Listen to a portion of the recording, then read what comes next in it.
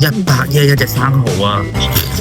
放㗎啦！依家喺北海道啊！依家咧就帶大家食生蠔，中意食生蠔嘅人咧，一定係唔可以錯過嘅。俾大家望下餐牌先啦，生蠔100yen一隻，蒸嘅140，柚子醋130。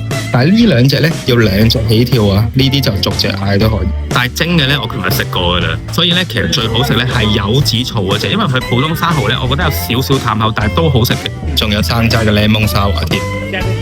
好快就嚟齊啦！睇下幾靚仔，100yen 130yen，100yen一隻生蠔，你哋食過未啊？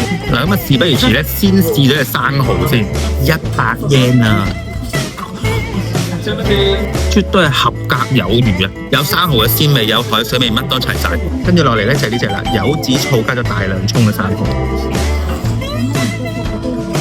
我個人咧就中意呢一個調味多啲，但係生蠔都已經係好好食噶啦。所以如果你哋中意食生蠔嘅話咧，下次嚟北海道咧一定要嚟呢間食。唔講咁多，食嘢先，拜拜。但係今日啲生蠔太靚，忍唔住多打2隻。嗱，俾大家望清楚呢個門口啦，所以下次嚟北海道咧，記住嚟呢度食生蠔。